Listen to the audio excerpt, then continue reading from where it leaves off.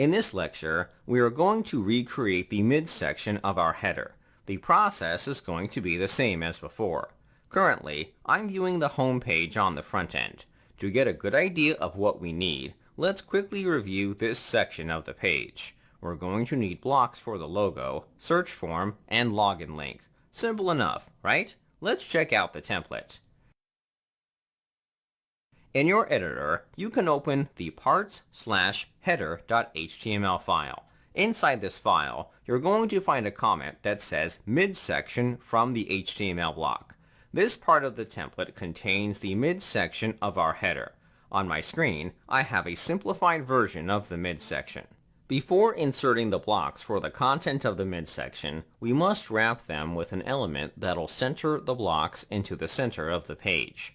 Unlike before, we don't need to worry about the background color. Therefore, we can get away with using a row block. An extra group block will not be necessary. The row block will contain the classes from the div tag. Let's try adding the row block to the header.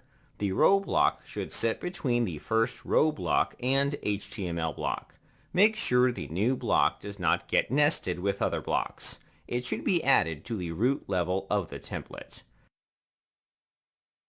Next, we're going to modify the block settings. The classes that exist on the original div tag will apply several properties. Similar to before, the block settings can configure most of these properties. Therefore, we're going to apply them through the settings. By default, WordPress uses Flexbox to organize elements in a row.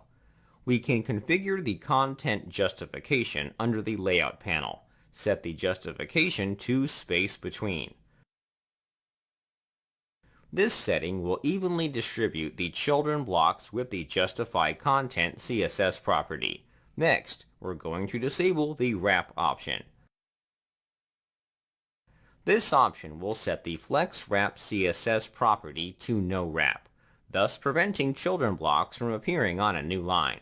We are trying to restrict the blocks into a single line without overflowing. Up next, we are going to modify the dimensions of the block. One of the classes adds padding. We are going to set the top and bottom padding properties to 1.25 rem. The left and right sides of the block will be set to 0. In some cases, WordPress may add awkward margin spacing to the block. To prevent this from happening, we should reset the margins to 0. You can find the margin settings under the drop-down menu for the Dimensions panel. All margin values should be set to 0. Lastly, the block spacing should be set to 0 since there's enough breathing room for the elements without it. All values are based on the CSS properties from our classes. We're simply transferring them. The last step is to apply the classes that don't have settings.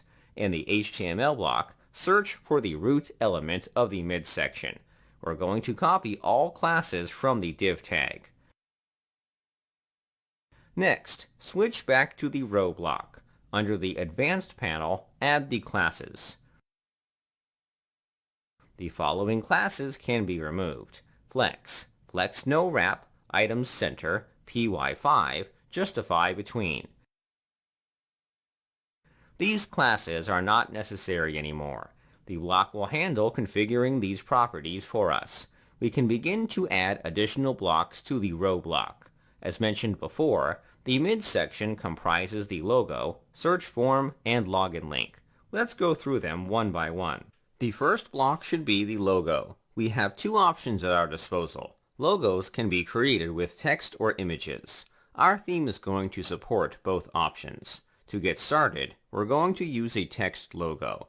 If our theme is installed on a fresh site, clients may not have a logo ready. Let's add the site title block to the row block.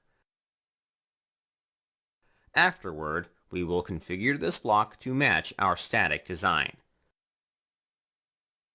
For reference, here's the HTML for the logo.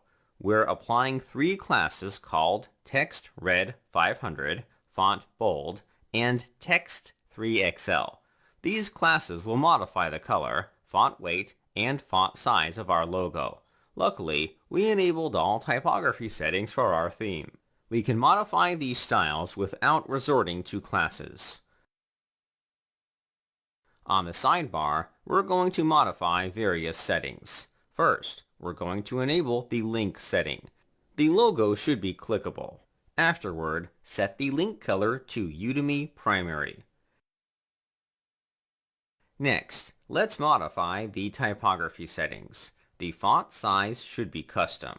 The value for the font size is 1.875 rem.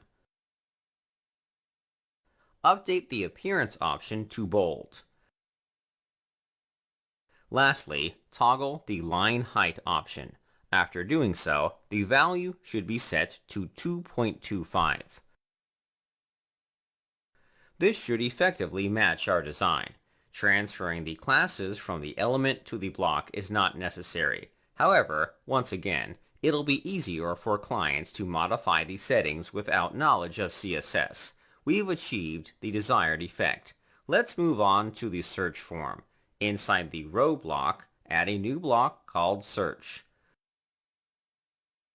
The search block will add a search form to the header. However, it's not as flexible as we may need it to be.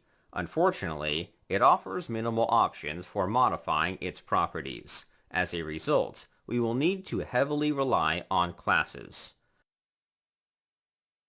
For reference, here's the original markup found in the header.html file. The form is very minimal. For this example, I've kept it simple to a single class. Let's apply this class to our block. Under the Advanced panel, add the header search form class to the block. Nothing's going to change with the editor. There's a good reason for that. We'll get into the details in the next lecture. For now, let's keep moving forward. There's one final UI element in the midsection. Switching over to the front end, we have a link for logging in. The UI is more complicated than the other elements. We have icons, different font sizes, background colors, etc. Creating this UI with WordPress's blocks is going to be difficult. It's going to involve several group blocks. Creating a UI with multiple nested group blocks can be difficult to maintain. In these cases, there are two options at your disposal. In an earlier lecture, I described the process for transforming a static template into a block template. There's one step that was overlooked. For complex UI elements, it won't be possible to follow the first three steps. Therefore, you must either use the HTML block or create a custom block. Trying to use several group blocks will make your life hard. Even if you manage to recreate the UI, it's not going to be easy to customize. Furthermore, modifying the structure can break the entire element. For this reason, it's better just to use raw HTML or create a custom block. I know I've said this before, but I promise we are going to get into custom block development in a future section. For now, we are going to use the HTML block. In your text editor, open the header.html file. Search for an HTML comment that says Header Tools. The login element is housed under a single div tag with a class called Flex. Let's copy the entire div tag. Next, head back to the Gutenberg editor. At the end of the row block for the midsection, insert the HTML block. Inside the block, paste the HTML. Lastly, you can save the template. This solution is not ideal. The presentation of the template is not clear until viewing the front end. Switch over to the front end and refresh the page. After a few moments, the header should look closer to the original header. Slowly but surely, the page is coming together. In the next lecture, let's fix some of the issues with the editor.